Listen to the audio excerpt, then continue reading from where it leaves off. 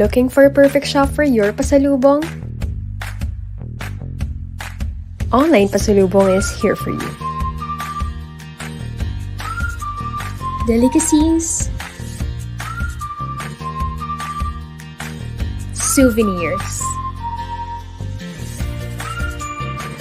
Online pasalubong caters to all needs for sweet. Loving pasalubong to all Filipinos nationwide.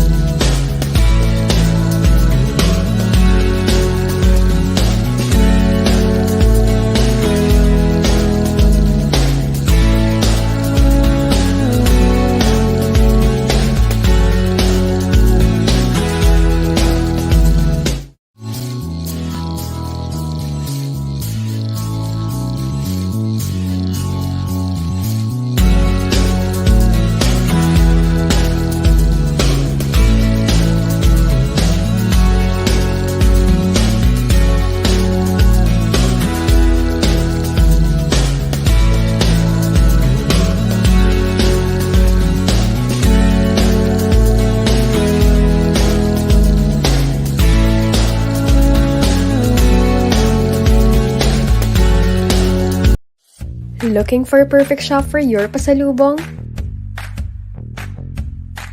Online Pasalubong is here for you. Delicacies, souvenirs. Online Pasalubong caters to all needs for sweet. Loving pasalubong to all Filipinos nationwide.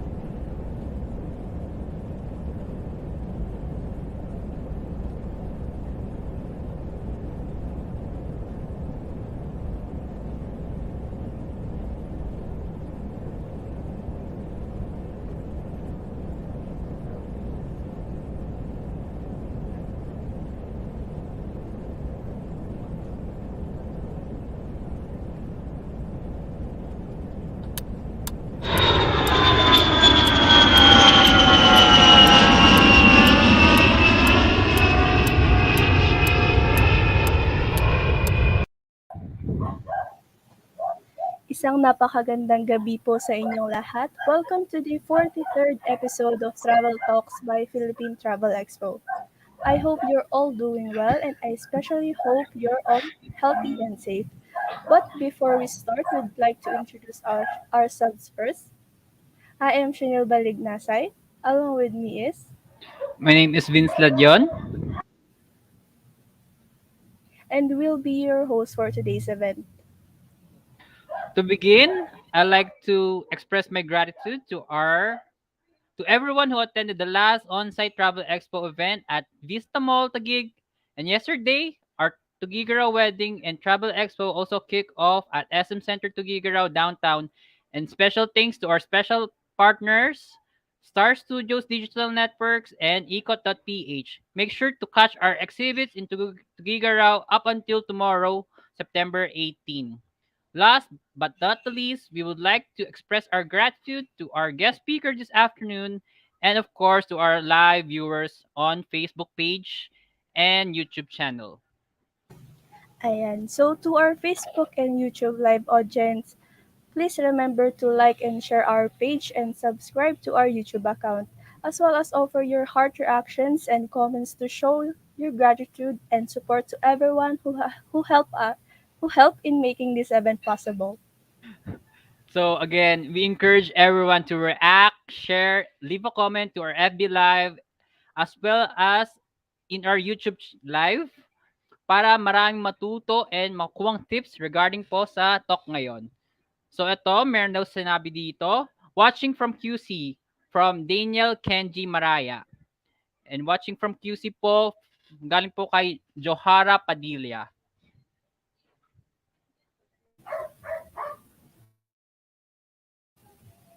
Ayan, so salamat po sa mga nag-comments in our Facebook page. Now, to give you guys some information, Philippine Travel Expo is an online and on-site travel expo nationwide to showcase local and international travel agencies, restaurants, hotels, destinations, and many exciting travel services. And under Philippine Travel Expo, we have this wonderful event wherein we can interview, interact with different well-known travelers, influencers, and business owners. And so, without further ado, I'm sure you are all excited. Let us introduce our guest speaker for today. Our guest speaker for today is a Batanggenyo photographer, storyteller, and traveler who has fascination with hotels, lodge, and accommodation. Owner of Instagram page at Aries Postcards, which is a travel journal of photos and poetries that aims to inspire young travelers to explore the world. Let's all welcome Mr. Aries Bayeta. Hello Hi po, sir. everyone. Yes, can you hear me? Yes po, sir. Great, thanks. I used headphones because it's much clearer as opposed to loudspeaker. So I hope everyone can hear me. And good afternoon, everybody. Yeah. Good afternoon din po, sir. What would you prefer to address you po? Well, my real name is Aris actually, and then my nickname is Coco. So you can just address me as Coco. Yeah, that's fine. I know my nickname is quite far from my real name, but yeah, I've been called Coco for the longest time now. So, hi again, Mr. Coco. It's a great pleasure to meet you po this afternoon. Ay, this evening na pala. So, Evening is sir, before I go any further, I'd like to ask you, how are you feeling right now? Ano po yung na-experience niyo po ngayon? Ngayon po nag-start yung stock. no, I feel great. It's weekend and there's not much to do usually on a weekend. So I usually dedicate weekends on either workout or just to balance the work and life. So I feel great today. It's Saturday. Tomorrow is Sunday. I can just lay all day and watch TV or watch Netflix or just edit some photos. So yeah, I feel great. And how are you guys? I also feel great too, Sir Coco. So, ikaw, Ma'am Chanil, feeling great ka ba ngayon? Yes, I'm feeling great as well too, and excited to learn from you, Sir Coco. Thanks. And so I think we can already proceed with our formal question and answer portion for this event. So sir, are you ready? Yeah, sure. Let's get All it. right. All right. Good to know. All right, So for our first question, yes, thank you. How did you start this traveling career? Well, actually, this is not a career for me. So this is sort of like a hobby for me and a passion, because I know that traveling is a very expensive industry to go into. So it's just really hard these days, especially during the pandemic. So I think it all started when I was in college. So that was like 2005 or 6. So I graduated 2009 or 10. And then when I was in college, my background is actually communication. So I am into writing, journal, poetry. So those are my things. So I'm into arts and storytelling.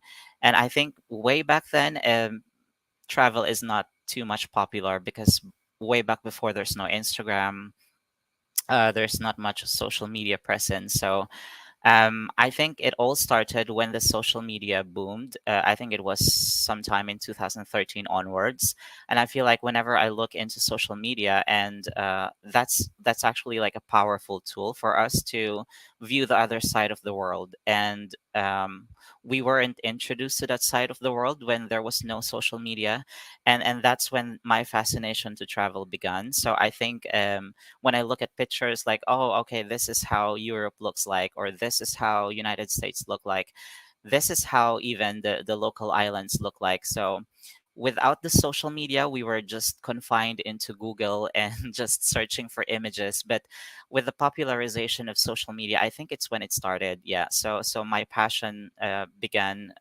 during the popularization of social media. And I think way back before, I had no intention of like traveling really, but I have the grit and the hots in me to go out there and explore the world because it's so huge. And I was working then in a corporate world, and actually it was in a BPO industry. I started as a trainer, and then when I was in the corporate industry, I feel like I'm confined in a 9 to 5 job, and Mondays through Fridays I'm just here, and then I just usually spend the weekend doing nothing, and then the cycle goes on. So it started there. Like I wanted to have like sort of a change in my lifestyle, and that's when it started. So right now I still work in a 9 to 5 job in a corporate world, but it's more of like time controlled for me. Like I control my time and I can go anywhere I want. And on the weekends, that's where mostly I spend time traveling. Yeah. So that's when it actually started. Yeah. So you start. So it's not actually a career. It's more like a Yes. hobby itself. Yeah. Yes, yes. No, because I think there's a difference between that. Like when you have sort of a passion and you turn it into sort of a career, you somehow lose the passion to go out there. Like if I, let's say, spend my entire life traveling, it will not make my life interesting. So I would rather stay in my job, because my job anyway allows me to travel anywhere. So having said that, I'm lucky, and at the same time, I can spend, like, I have something to look forward to usually on a weekends, or let's say I book something and then for next month I look forward to something, so it keeps my passion and interest going. Whereas if you do it full time, like most people do it full time, but I prefer not, because it's just really maybe hard for me to sustain, one, the living, and to I want to have I want to have something to look forward to every day. So yeah. So, Mr. Coco, you mentioned that you have a 9 to 5 job, and you are also for your passion doing traveling, photography. So, what Yeah. motivates you to travel and become a blogger or a photographer? And what are you currently doing right now? Yeah, I think it's my passion. So what I'm currently doing now is I'm an HR. So I work in the HR industry, but it's shared services. So if I can share maybe a quick background of what shared services is. So it's like an HR onshore or offshore. And I'm usually, my clients are like global. So I am currently located in Makati, but sometimes I go from one country to another for projects. And then I think, yeah, so that's my job in human resourcing.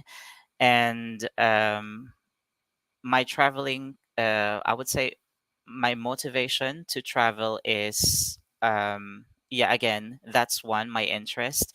And two, I have a fascination to culture, to lodging, to accommodations, especially, and anything related to art. So I think that's when it started. And that's really where my passion is. So right now, I'm kind of sharing that world of art versus what I do in a corporate world.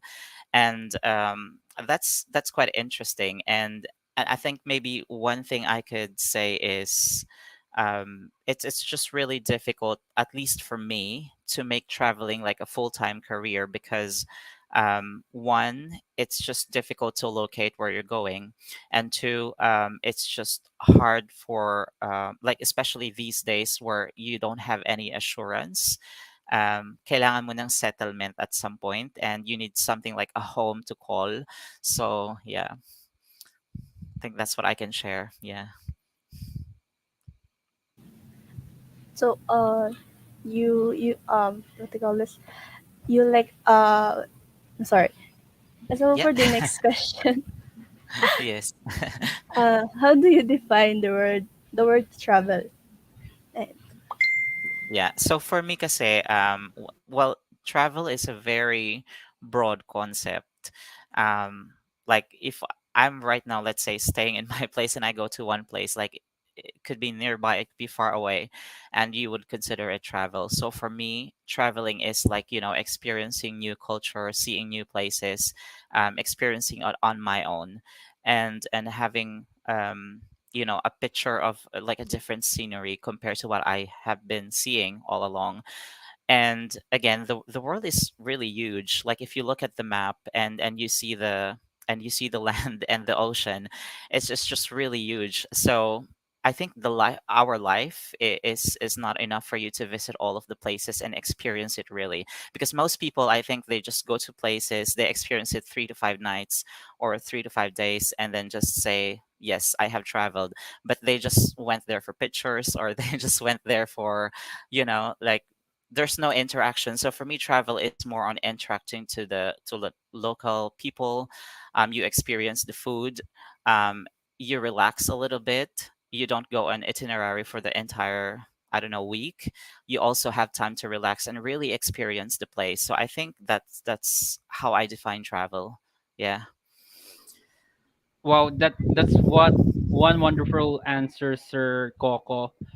The way you describe travel. So, Sir Coco, my next question is, yeah, you mentioned travel. I have a question. What is your recent travel, and what is the experience you can share with us today for that travel? Yeah, I think my latest, well, I can't remember exactly the month, but maybe I went recently to my hometown in Batangas, so it was just 2 weeks ago, and that's, I consider that as well travel, because I don't go often to my hometown. So yeah, and then I went to an island in Mindoro in Puerto Galera, and then there's another island beside Mindoro that I went to. I can't remember. It's Aninuan Beach. That's my recent travel, but I think I can mostly share with a lot of experiences when I went to Europe this year. It was in April and May. So I stayed there for 6 weeks in Germany, down to Austria. And then I went to a little bit to Switzerland, and then settled to Italy, and then went a little bit to Slovenia. But I would say that's my major, really, travel where I was away from home. And well, I visited my sister there, and also my partner is in Europe, so we it's kind of like a second home for me. And I think what I can share is, when you go out there, especially my experience in Europe, it's very much convenient, as opposed to you living in the Philippines. Like, you really weigh in the differences in the culture, how you spend money, um, what exactly is the gap between the poor and the rich. I think you can really experience that. And when I was in Europe, like I feel like the taxes that they are paying, they can really feel it with the transportation. It's very convenient, like everything is organized and structured. And I think when I realized that, like, Philippines has still a way to go, but it's not bad compared to other countries that I visited. So yeah, I think based on experience I can share that it's really the convenience when you're out there. And when I was in Europe, it's way more convenient, especially the transportation system, where you can go from one land to another, or even one country to another, just by train. And how convenient is that? And there's not much people on the road. Yeah, so the population is very controlled, it's not too congested. Where there are congested places, but it's not as congested as maybe Manila or some parts of the Philippines. And they really pay attention to environment. I think that's one thing that I noticed. Like in Europe, even the cities, they have like many parks and trees. And that's interesting because in the Philippines you saw like everywhere in Manila, for example, it's all just construction and buildings and concrete walls, and that makes it different experience when I was in Europe. Yeah. So you mentioned, sir, that you travel around Europe. Um, may I ask if you acquired the so-called Schengen visa to travel around Yes. Europe? Yes. So I think for you to go to Europe, most of the famous visa is Schengen visa. And yeah, I was granted where well, before I think it was in 2019 when I went first to Europe, but it was for work. And at the same time I had a bit of a vacation. And usually they grant you, in the first application, I think it's a month of stay depending on and your purpose or trip. And then second grant for me was a year. And then third, I was granted 2 years. And then it got expired during the pandemic. And then I had to reapply when I went there last April. Yeah. And I was granted, I think, 2 months. I began again with 2 months. And then I think the next time you visit, it will be again 2 years or 3 years. I think it depends on the purpose. Yeah. Yeah. So, sir, may I also ask if how did you get the Schengen visa? Is it hard to apply so that our viewers can have tips and Hmm. can have tips to how to acquire the Schengen visa in case they want to travel around Europe then po? Yeah, I think I was lucky the first time I applied because it was for work. So so what happened was my headquarter from Netherlands just sent me the invitation, and I just don't need to do anything at all. I just have to prepare my passport and those basic requirements like certificate of employment and what else? I think I provided also some bank statements, but it was very easy for me because it was for work and they sent me the invitation. So whenever, usually the immigration sees that, okay, this is the purpose of travel is for work, they don't ask for anything else except for the requirements. So it was very easy for me at first. And then the second time I went there, it was also for work. And then the third time it was also for work. And then the last April, it was personal. So, but I have like cousins and relatives in Europe, so they just sent me invitation, and I went there for 6 weeks. And I think for beginners, I would say that if you want to acquire a Shenzhen visa, you should start first in Southeast Asia. Um, maybe acquiring a visa from a visa, sorry, maybe acquiring or going or traveling to countries in Southeast Asia or even in just Asia with visa, like let's say South Korea. Or South Korea is a very easy country to go to, or maybe Japan or China, or start with Southeast Asia. And it would be like your stepping stone for you to get to a Schengen visa, for you to get a Schengen visa in Europe. Yeah. I suggest that you start in Asia, start with the very easy ones, and then eventually, when you have like two or three or maybe even one stamp, then you can maybe it may be easier for you to get a Schengen visa. Yeah. Okay. Uh, so you're saying that, and you're suggesting that we should get first a stamp from a South Southeast Asia Or country Asia, yeah. before, yes, Hmm. or Asia, before traveling or acquiring a European visa. Yeah, Thank you yeah. so much. Yeah, because I think the immigration, they would usually look for something like, is this your first time traveling to Europe? And who's supporting you on this travel? Do you have invitation? Do you have relatives? What's your purpose of travel? I think those are the basic questions they would ask. And if you have like a backer, maybe a cousin or relative or someone from Europe who can back you up with the finances, then I think it would be easier for you. But if it's your first time traveling to Europe, just for yourself as a tourist, then I think, or I suggest that you start first with having stamp from Asia, like even Thailand or Singapore. They don't need a visa. At least you have experience traveling first in Asia, and then it would be easier for you to get maybe a Schengen visa when you go to Europe. Yeah. So thank you for the answers po. Moving on, what is the most unforgettable tourist destination na napuntahan niyo na po? Excuse me. Yeah, there's actually a lot of unforgettable travels, but I would say number one is Paris, because everybody wants to go to Paris. It's a city of love. It's where the art is, and I'm an artist myself. Like, I'm more of a right brain person than a left brain person. So you can bring me to museums, you can bring me to coffee shops, versus nature or city or sightseeing.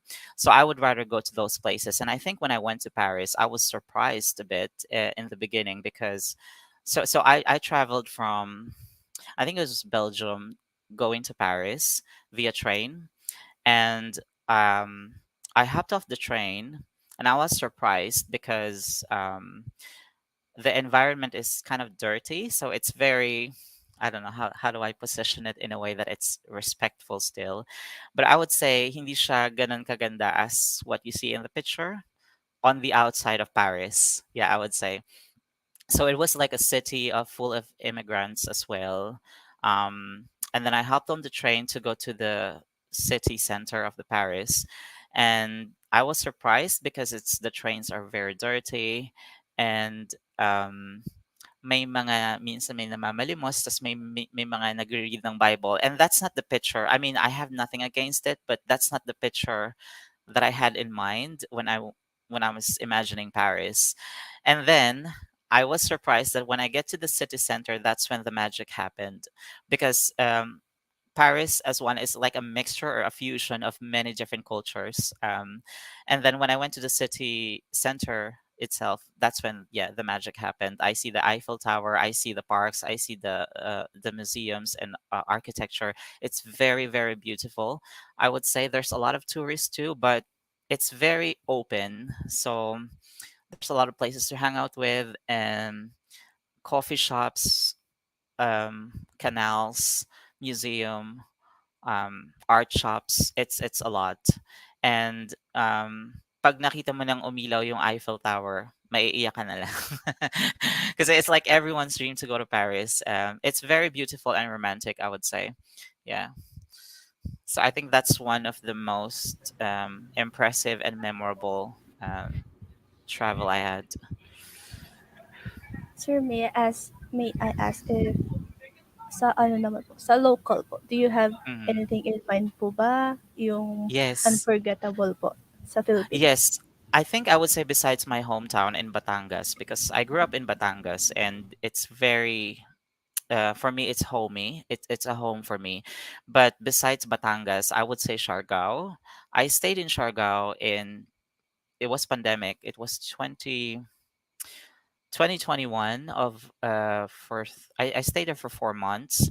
I brought my laptop and my work, and I just stayed in Siargao for 4 months. And then Odette happened, Typhoon Odette. So we were just there, and I was one of the victims. Well, tourist victim, I would say, na naabutan ng bagyong Odette dun sa Siargao. It was in December.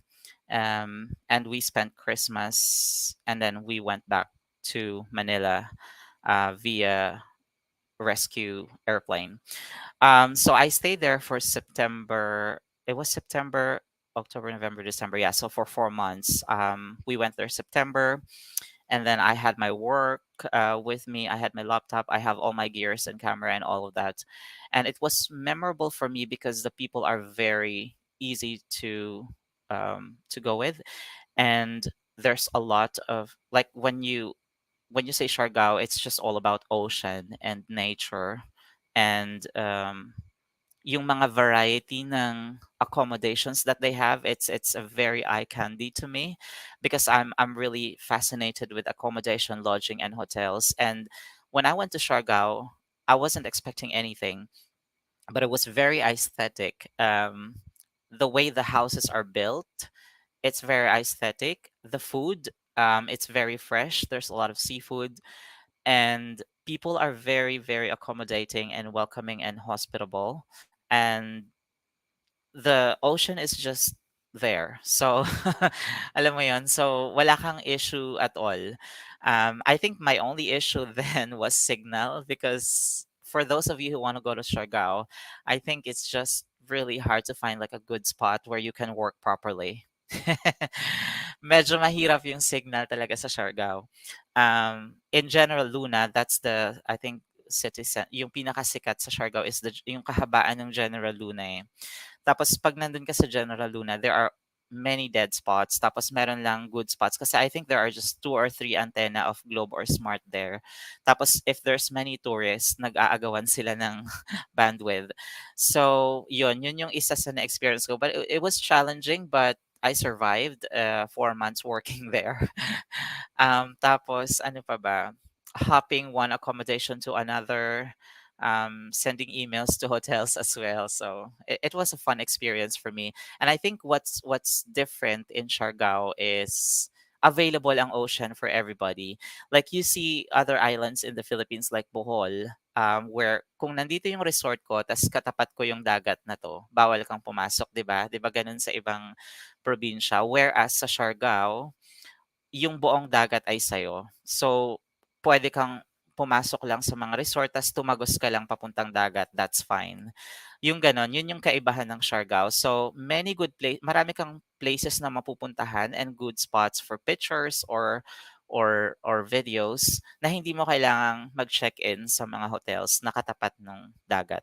So, yeah, it's just available for everybody. And that's good thing about Siargao, and I hope they can maintain it. Yeah. So, Sir Coco, in terms sa accommodation dito sa Pilipinas and internationally, ano mas prefer nyo po na i-travel? Dito po sa Philippines or international? I think here sa Philippines is much easier because one is the expense.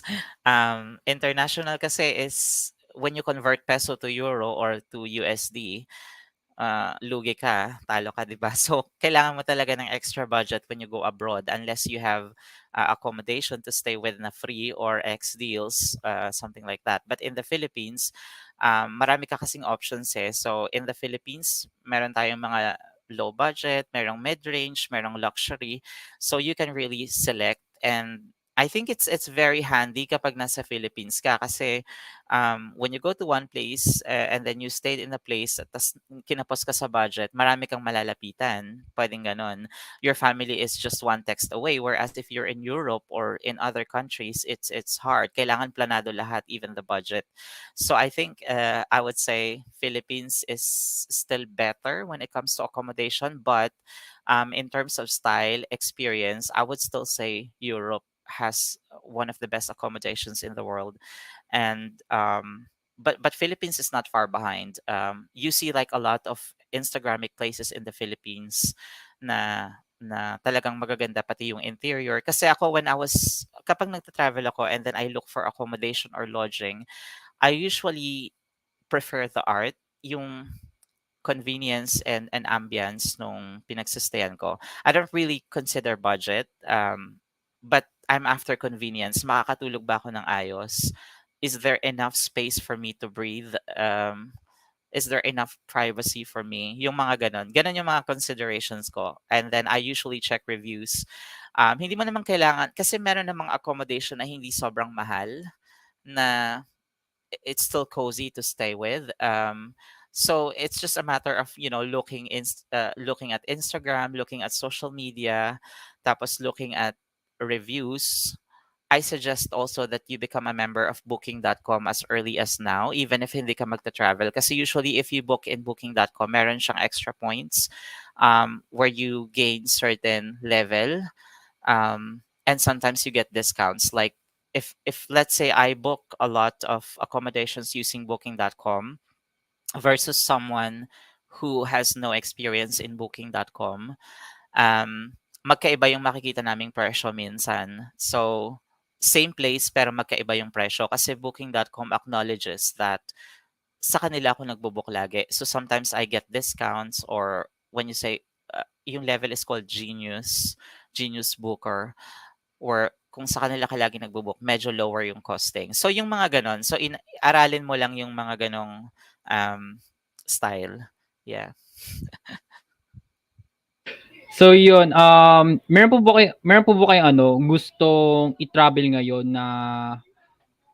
na bukod sa Europe, bukod sa ibang bansa, dito po sa Pilipinas, ano po yung next yung pong target na i-travel ngayon?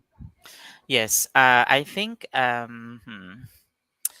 well, it's on everyone's list, pero Batanes. I haven't been to Batanes, but I hear good stuff about Batanes. And I hear that kasi when you say Batanes, it's very isolated. It's up north and very very isolated. So I like that. I like that there's enough space, and yung nature nila I think is still preserved. Not much people. If I may share, yun yung number one consideration ko is saan ba wala masyadong tourist. Kasi I don't know, I just hate crowded places. Yung sometimes pipila kayo just for picture taking. I hate those places. Pero yun nga, gusto ko yung mga undiscovered, yung mga medyo mahirap puntahan, yung kakaunti yung tao. So I think Batanes is on top of my list. I just don't know when I have the time to go there, but Batanes is one. And then there's another one I would like to go to, which is down south. Kasi yung sa Mindanao, hindi masyadong popular yung, let's say, mga Lanao del Norte, ganon. I would like to experience that kasi hindi pa natin siya nakikita mostly sa pictures or sa Instagram. It's not too popular. So I just want to see how it looks like on that south part of the world, of the Philippines, and see how's their life going on there, yung mga undiscovered places mostly. So to answer your question, it would be Batanes one, and two, Mindanao. Um, Anywhere in Mindanao. Yeah. So with those places that you give, it seems like you like places that has like they call this, it gives a serene vibe, like quiet Yes, vibe. Yes. yes. Quiet, yes, quiet, undisturbed. Gusto ko lagi may peace of mind kapag pupunta ako sa isang place. Hindi kasi 'di ba most people they go to places tapos yung mga tourist spots yung mostly pupuntahan nila. Like kunyari, if you go to Bohol, the popular one is the Chocolate Hills, and then you see a lot of people going there. Of course, I want to see the Chocolate Hills too, pero I would not spend like an entire 2 or 3 days just there. So maybe a visit and then go back to where kung saan ako nagsistay, yung mga ganon. Kasi maraming magagandang places sa Philippines. It's just not popular. And whatever you see in Instagram is very saturated. Kung ano lang yung nakikita natin sa social media, yun lang mostly yung popular. But there's a lot of places in the Philippines and corners in the Philippines na undiscovered. Yun yung mga gusto kong puntahan yan. Kumbaga po parang mga Virgin Islands pa na hindi pa Yes, masyadong yes. nadi-discover. Yes. Mm-mm, mm-mm. So proceed po tayo for the next question po. So a lot of people ask how travelers manage their expenses. So as a traveler po, can you share some tips po in terms of budgeting? Yes. I don't know if I'm the right person to share tip kasi magastos kasi ako eh. Pero siguro one, how do I say this? So one is I'm lucky because my corporate job allows me to go places. And again, I would not give up my corporate job because it's what's paying my bills and what's giving me money as of the moment. I have side travel side jobs, but it's not consistent. So I think, yeah, one is I'm lucky to have a job like that that allows me flexibility to go from one places to another. And managing tips. So one is marami akong kakilala or marami akong mga fellow travelers na they book in advance. I suggest that you take advantage of those advance booking kasi mas mura. So that's one. Like kunyari, if you have plans of traveling sa summer, let's say May, April, May, ngayon pa lang mag-book ka na, 'di ba usually ganun yung ginagawa ng iba. Pero ako kasi I'm a very spontaneous person na hindi ko feel, eh. Yung parang gusto ko na mag-book for summer pero hindi ko pa feel baka hindi pala ako dun pumunta, yung mga gano'n. Yung 'pag may naisip akong gustong puntahan, puwede ko na i-book ngayon ta's bukas punta na ako. Very gano'n ako, yung very random. So, hindi ako makakapagbigay ng tip pero mostly sa experience ko in the past, it's one, advance booking, two, take advantage of like booking platforms online like Agoda, Booking.com kasi again, kapag madalas ka nagbo-book sa kanila, you still get discounts, you get promotion. Three, whenever you're traveling from one places to another, especially let's say outside the country, make sure that you have credit card handy kasi or any forms of card. It could be debit, credit because it's yung conversion niya mas okay kung gagamitin mo na lang yung card instead of cash. So a lot of Pinoys kasi when they go abroad, dadaan sila ng money exchange or kung ano mang magpapa-encash sila ng kung saan mang silang bansa pupunta. So say for example, you're going to Bali, Indonesia. Pagpunta mo do'n, kailangan mo ng cash, 'di ba, siyempre. Kasi hindi lahat depende sa place, kasi hindi lahat ng places tumatanggap ng cards. Pero when you go to Europe, Europe kasi is most places they accept cards. Pero 'pag Southeast Asia like Bali, magkaroon ka rin ng cash in handy. But ang tip ko is just use your card when you're there kasi yung conversion niya online is much cheaper. You don't have to pay for any transaction fee. Kasi kapag magpapa-exchange ka online dito sa Philippines, let's say sa airport, you still have to pay for the fee, yung transaction fee para i-convert yung pera mo into some other currency. So, dun pa lang talo ka kasi sometimes yung conversion is much higher. Tapos and the conversion is very deceiving kasi it's 1 peso or $1 to something peso. So, hindi ka naman magpapa-convert lang ng $1. So, the higher yung i-convert mo, the more yung patong. So, hindi na-realize kasi yun ng ibang travelers. So I suggest that you just use your card kapag nandun ka. Kasi lahat naman sila mostly tumatanggap ng MasterCard, Visa, yung mga popular cards. And then, what else? So, booking in advance, that's one. Two is use the platform, mga booking online platform. Tapos three, use your card. Tapos four, siguro, ayun. So, for solo travelers, kasi if you observe, yung mga hotel accommodations, mostly limited lang yan siya sa two people. Kasi yun na yung pinakamababang accommodations, especially if you're booking like a 2 or 3 star hotel. Pero meron din dapat look for if you're a single or solo traveler, look for hotel accommodations na nag-a-accommodate ng single traveler kasi lugi ka kapag nag-book ka ng let's say 1 room pero it's good for two pero ikaw lang mag-isa. Tapos hindi ka naman pwedeng randomly mag-ask kung sinong pwede mong isama sa room, 'di ba?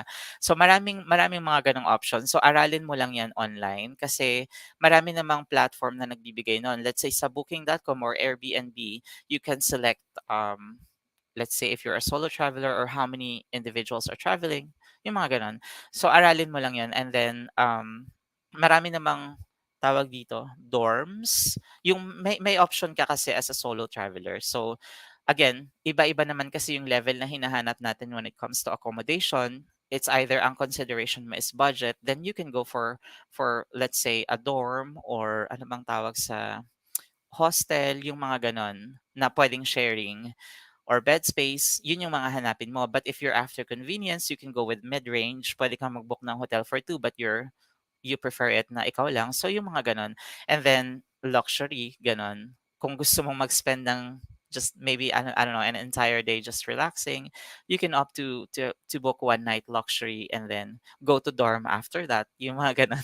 Marami kang options. So pwede mong i-weigh in yung mga ganong options. And I think the last one would be always prepare an itinerary. Lalo na kapag first time traveler ka. Kasi bago ka pumunta dun sa place na pupuntahan mo, lahat ng galaw mo kasi money.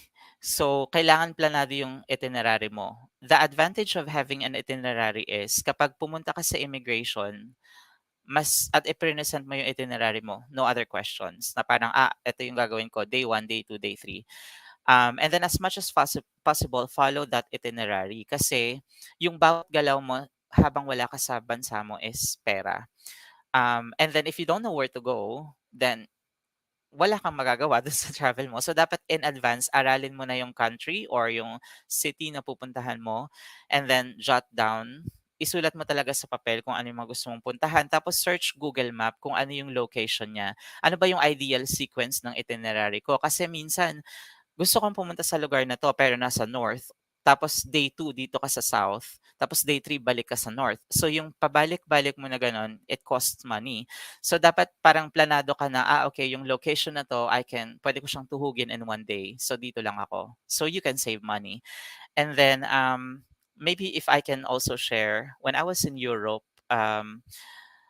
marami kasi dun yung restaurants hindi sila nagbibigay ng house water, yung mga service water lalo na kapag kumakain ka.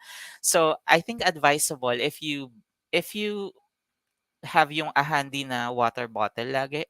Kasi alam mo ang water bottle, ang isang bote ng tubig, let's say when I was in Europe is 6 or 5 euros. So if you convert that to peso, that's 300 to to 400 pesos for just the water. Kapag may lalagyan ka, then i-refill mo lang sa hotel mo or sa kung nasan ka man, and yun na lang yung dalahin mo. Yung mga ganong saving tips. And then usually, for breakfast, I would go sa mga bake shop kasi masasarap naman na yung mga bread doon. So, mas mura as opposed to magre-restaurant ka. Yung mga ganon. So, just take advantage of those. So, I think those are just some of my saving tips. Yeah. So, ayun. Thank you po. So, in terms of itinerary po pala, I just wanna ask if is it okay po na i-include na rin sa itinerary yung rest day, ganun po, para hindi po tuloy-tuloy yung ano, yung Oo. activities po. Opo. Yes, yes. I think it depends on where you're going kasi um I'll give you an example. Let's say Philippines to Bali, Indonesia. Sa Indonesia alone, yung island ng Indonesia ng Bali, Indonesia, if you look at the map, hindi sapat yung 30 days para ma-experience mo talaga. And I'm the kind of traveler na I don't want to go there just for the heck of going there and taking pictures. I want to experience it. So, if let's say I want to go to Bali, I would probably spend a day in Ubud or 2 or 3 days to experience Ubud. That's it. Wala na akong ibang gagawin. Chill kasi ako. Ayoko ng maraming itinerary. But I would suggest, especially sa mga beginner or sa mga gustong mag-travel, if you have something in mind and you are in a limited budget, then yes, prepare the itinerary and always include a rest day kasi sobrang nakakapagod din na araw-araw meron kang gagawin. Especially if it requires a lot of walking, and then scorching heat of the sun, yung mga ganong factor, kailangan mong i-weigh in. Pero I suggest that let's say when you go to, I don't know, Southeast Asia like Bali, Indonesia, I don't know, for me, hindi sapat yung 3 to 5 days na pupunta ka doon. I would say minimum of 7 days for you to experience really yung mga famous spots na gusto mong puntahan sa Bali. And then when you, let's say, go to far away countries like Europe, hindi rin siya advisable na 5 to 10 days ka lang kasi lugi ka naman sa pamasahe. Kasi yung airplane fare, it's too high. So, I suggest na kapag pupunta ka sa faraway places, then take advantage na you stay there for at least minimum of 15 days to 30 days for you to experience the entire yung pupuntahan mo kasi lugi ka sa pamasahe. So usually yun yung mga win-away in ko. Kapag sa local naman, let's say I wanna go to Palawan, siguro sapat na sa akin yung 3 to 5 days if it's just vacation. Pero usually, I would not include any itinerary. I will just on a day siguro pupunta sa isang island and then the rest of the day magchi-chill na lang ako. Kasi hindi kasi ako ma-itinerary if you would ask me. Um, Most of my travels, mostly I'm featuring hotels, accommodation, and lodging. So yun talaga yung theme ko. When I go to one place, I make sure that the ambience is nice. I can chill, I can relax. It's a very different environment than Manila. And I would just stay there. That's my itinerary. I would experience the hotel. That's usually my itinerary. Then maybe I don't know, full entire day island hopping. That's fine. Then go back to the hotel and chill. Ganun kasi yung that's the type of traveler I am. Yes. So, ayan Sir Coco, siguro ang dami na po na-travel na places. So, ito po yung next question ko po sa inyo. Mm-mm. Sa mga different places po na puntahan nyo, ano po yung pinaka the best na food na experience nyo po doon? Yung pinaka masabi nyo na ito talaga yung tumatak sa akin na mga Mm. pagkain. I think, sige, let's start with local. Kasi, well, I stayed in Siargao for a long time. Na-in love talaga ako dun sa raw fish. Kasi sila kinakain nila, tawag nila dun kinilaw. Kilawin ba o kinilaw? I'm not sure which one. Pero yung raw, yung hilaw na fish, tapos lalagyan mo lang ng suka. Basta ganon. Or sometimes tuna. Kasi ang fresh na tapos ang healthy. Kasi I see people, yung mga local ng Siargao, ganun talaga yung kinakain nila every day. May mga kakilala ko lalo na yung mga surfers, 'di ba, kailangan nila ng, mga protein talaga. So gano'n lang yung kinakain nila tapos rice, tapos gano'n lang. Tapos yun yung tumatak sa akin na parang when I went to Siargao, sige nga i-try ko 'tong local na raw fish. Masarap naman siya. And then nung una parang, hindi ko gusto kasi raw yung hilaw. Tapos, siyempre wala akong choice, nag-stay ako dun for months and then eventually nagustuhan ko siya. So yun yung tumatak sa akin sa local, yung raw fish na kakainin mo talaga ta's lalagyan mo lang ng suka, kalamansi, mga gano'n. Titimplahan mo lang siya tapos kakainin mo siya ng hilaw. And then, sa Indonesia, may gusto akong food, yung nasi goreng. Kasi 'di ba marami ng versions ng nasi dito, marami ng Indonesian restaurants dito sa Philippines. Pero when you experience the original, yung nasi goreng talaga from Indonesia, tapos niluto talaga ng lokal, iba talaga yung experience. Tapos kakainin mo siya sa dahon. Tapos may mga iba-iba silang nilalagay na spices from Indonesia alone. Yun yung hindi ko makalimutan sa Bali when I went there. Talagang everyday hinahanap ko yung nasi goreng. Tapos yung iba-ibang versions nila ng rice, ayun, masarap din. Tapos when I was in Europe, surprisingly, hindi ko gusto yung European food at all. Kasi ibang-iba siya sa lasa ng Southeast. Ang Southeast Asia kasi mahilig tayo sa spices, sa mga suka, toyo, gano'n. Yung mga something na magpapalasa sa food natin. But when I went to Europe, well, one, hinahanap ko yung rice, kasi wala silang rice do'n. I mean, meron pero very rare. Tapos ang mostly bread talaga sila nabubuhay. Bread, sausage, yung mga gano'n, cheese, ayan. So yun naman yung hindi ko makalimutan sa Europe kasi it's a different experience. Kasi I think I would say cheese. Cheese yung pinaka nagustuhan ko sa Europe. Kasi when I went there, makikita mo talaga yung production ng cheese. Yung kung paano nila mula sa baka, mula sa goat, hanggang sa production, yung makikita mo talaga kasi maraming farm, especially sa Netherlands part at saka sa Germany. They are very rich in cheese, and Belgium. So ayun, so cheese sa Europe, tapos sa Siargao yung raw fish, tapos sa Indonesia yung nasi. Ayun.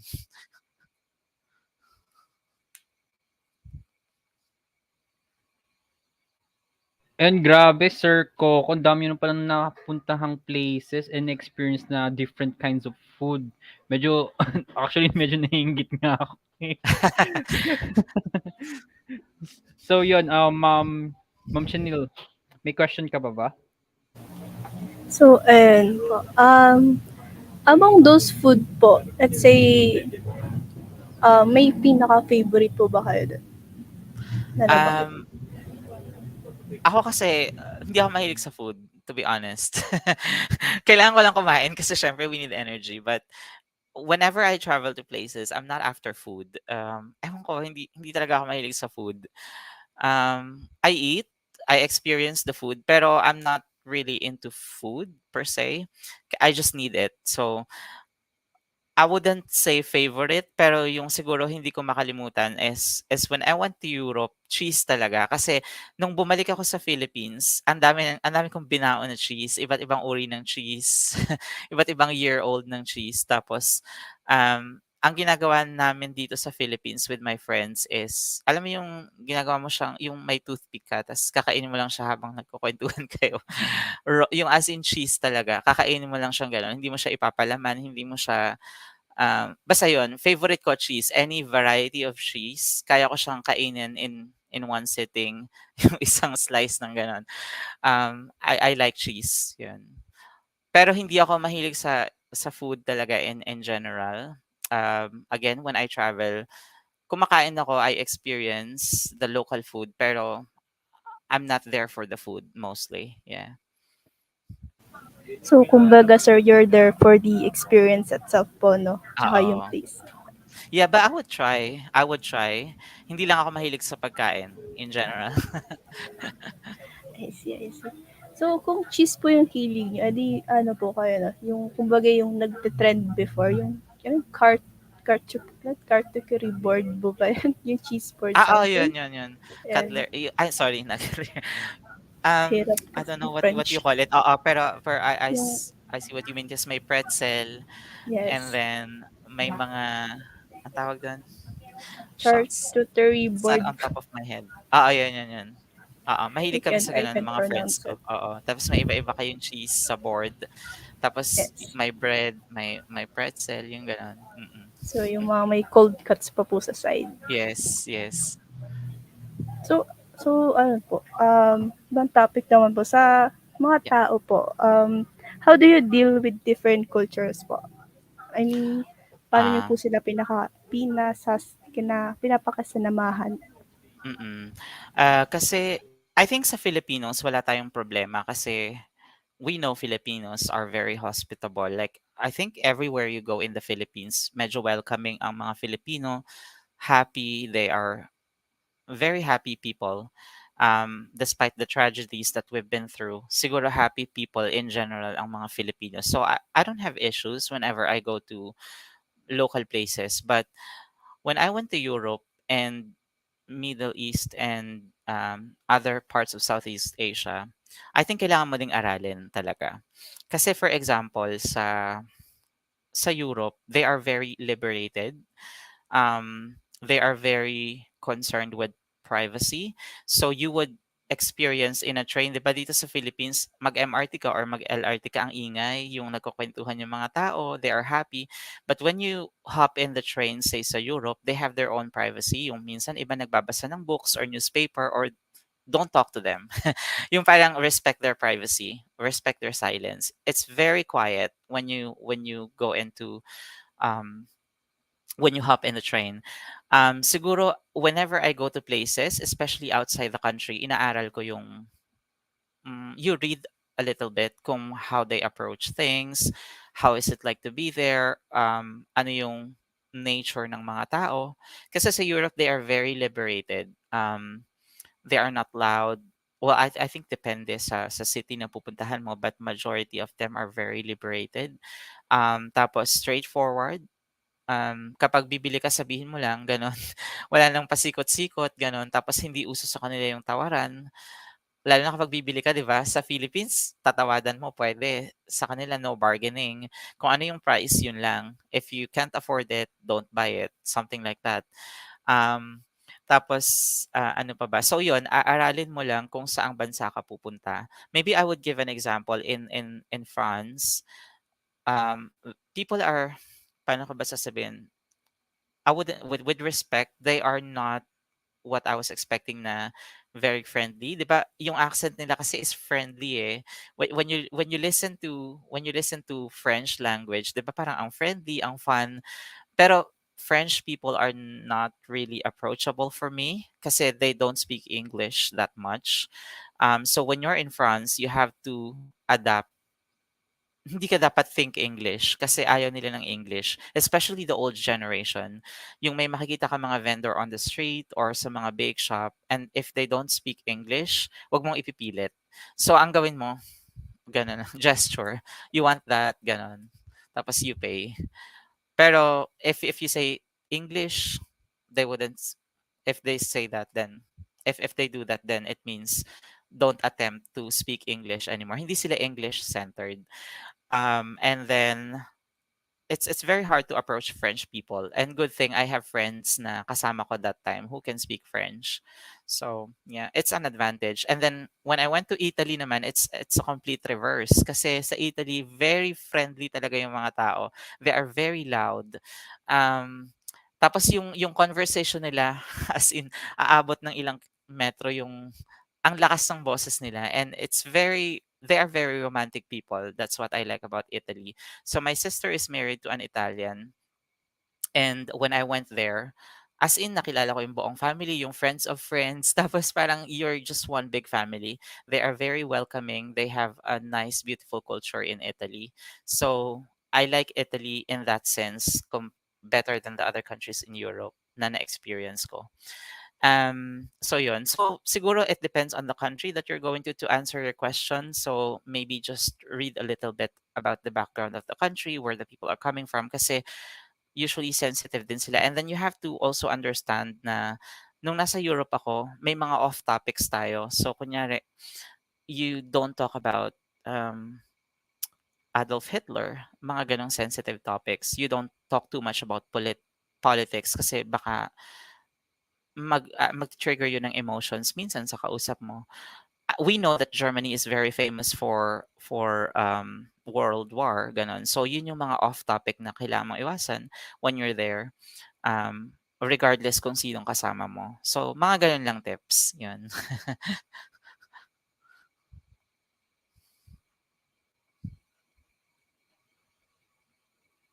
Ayan. Ayun, thank you so much, sir, for the tips and tricks na nasabi niyo po. Sir Vince, may question pa po ba tayo? So yeah, Sir Coco, na-mention niyo po yung pag-speak ng English and about sa accent.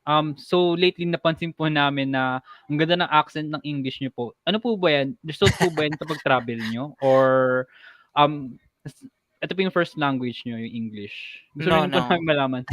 Hindi, Batanggenyo ako, Alae ako. Lumaki ako sa Batangas. Hindi kasi siguro background ko nung college kasi I graduated communication. So 4 years in college of communications, and then I went to a BPO industry, and then worked there as a trainer, a language trainer. So tapos ngayon yung 9 to 5 job ko, yung mga clients namin is all over the world. So I talk to people mostly from Europe or US. So I don't know, siguro na-adapt ko lang din. But thanks, yeah. Pero I understand Filipino naman, and yun nga, deep Filipino or deep Tagalog, kaya kong maintindihan kasi I grew up in Batangas. I spent my elementary and high school in Batangas. Tapos I eventually moved to Laguna for college sa UPLB. And then I studied communication. I graduated there, communication. Tapos yun. Tapos ngayon nagma-masters online ako. So, mga ganon. So, I think it's yung, I talk to people a lot na hindi from here. Kaya naa-adapt ko sometimes. And so, thank you so much, sir, Thank again. you. So, lastly, I feel that traveling is not just traveling. So, my Mm. final question is, as a traveler, in what manner do you usually give back to the community? Yes. I think that's very, very important kasi I think you don't only have to travel to just experience it, but to also help the community. So I think one is support local. So when you're in one place, um, kung ano yung specialty nila doon, contribute to it. So say when I was in Siargao, hindi ako nagrereklamo. I don't have I think that's one way of support. Huwag kang magrereklamo kasi you ginusto mo 'to, pumunta ka dito, kung anong meron kami na mai offer tanggapin mo. So, 'wag kang magrereklamo. So, kung nasa Siargao ka, it's an island, wag kang maghahanap ng McDonald's, gano'n. Wag kang maghahanap ng wala sila do'n. So I think that's one way of support is buy local. Kung anong meron sila na food, meron sila na restaurant, dun ka pumunta. And it's also for you to experience local.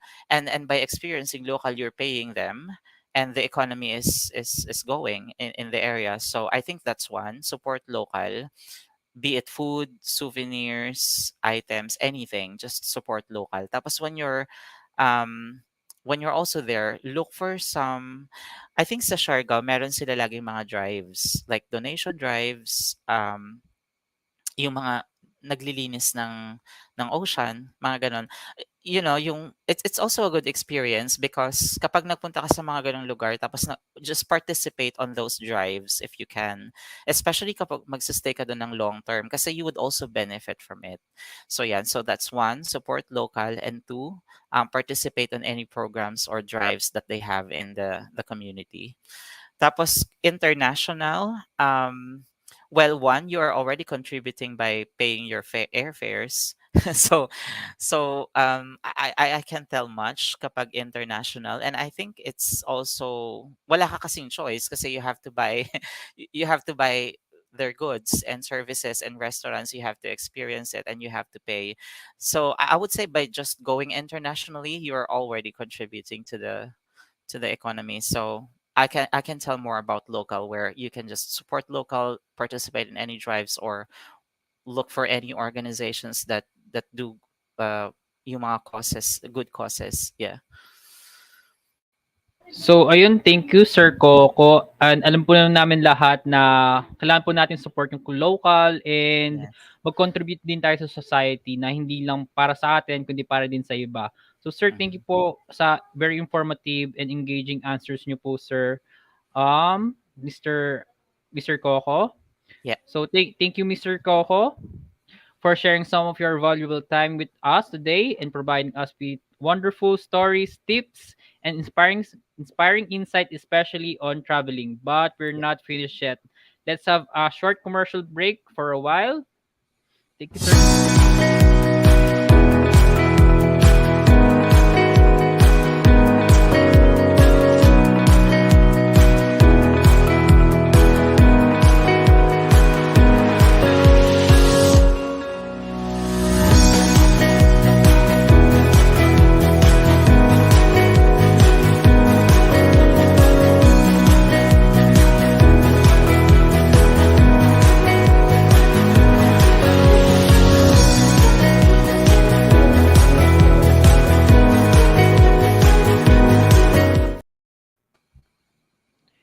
And we are back, everyone.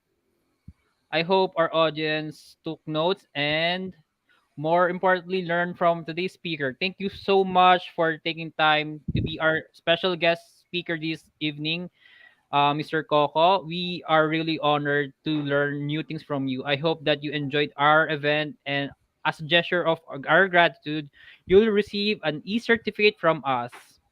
Thank So, you. Thank so, you. ayun po yung yung certificate nyo po. So, in this certificate of appreciation is proudly presented to Mr. Aries Bayata for joining for the third travel talks by Philippine Travel Expo given on the 17th day of September 2022, signed by our founder and country manager, Mr. Yuson. Thank you. Ayan. Again, thank you so much for your time, Mr. Coco, and Yeah. thank you for giving us valuable lessons about your travels. Those lessons are such a big help to those people who want to start planning to be travelers. Again, we are grateful to have you, Mr. Coco, for this talk at the Philippine Travel Expo. Thank you. Thank you. Thank you. Thank I you, really sir. appreciate it. Yeah. So yun, may comment tayo from Matthew Reyes. Galing, sir. Salamat, Matthew. Yeah. And Thank Ayun you, from kay Baby guys. Jane. Thank you, Sir Coco daw. Thank you. Thank you, then. Thank you. I hope you also learn from this. And if you have questions, or if you need help on anything about travel, you can message me on my Instagram or Facebook. Yeah. So, Sir Ares, if you have any promotion, offers, shout outs, or messages that you would like to add, the floor is yours. Wala naman. So I think I just want to thank you guys for inviting me. This is a very also good opportunity, because I want this kind of platform to grow. You know, like people needs to travel and see the other side of the world. Yeah, it's very huge earth that we live in, and so I hope I was able to at least impart you some knowledge on traveling. And if again, if you have questions, you can message me on Instagram and Facebook. And yeah, just visit my Instagram, DM me, whatever it is. So yeah, I'm open to collaboration, to communication. Just let me know. Thanks. Ayan, so thank you, sir. That's very thoughtful of you to think about us if we have questions. Let's give our guest speaker a virtual round of applause. Thank We you. really enjoyed the stories and insights na shinare niyo sa amin. Thank you so much po, Salamat. Sir Thank Coco. you rin. Okay, have a good night. Have Night a din good night. po.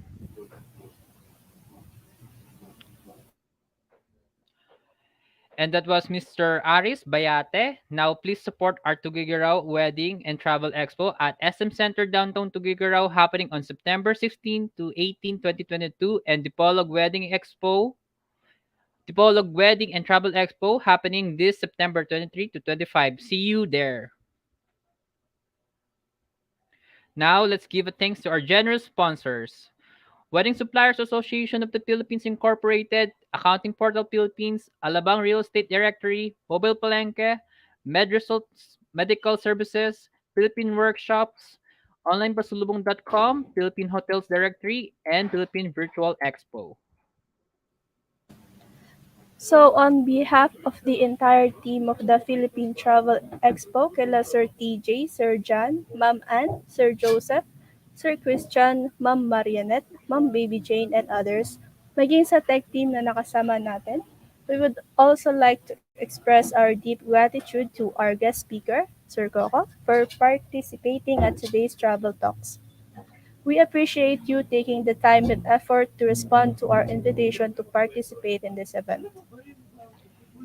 Thank you for staying us up until the very end. Also remember, say yes to new adventure. Once again, this is your host Vince Lajon.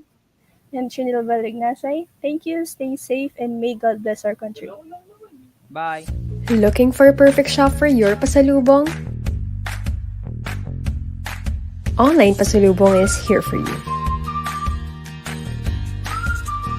Delicacies, souvenirs. Online Pasalubong caters to all needs for sweet. Loving Pasalubong to all Filipinos nationwide.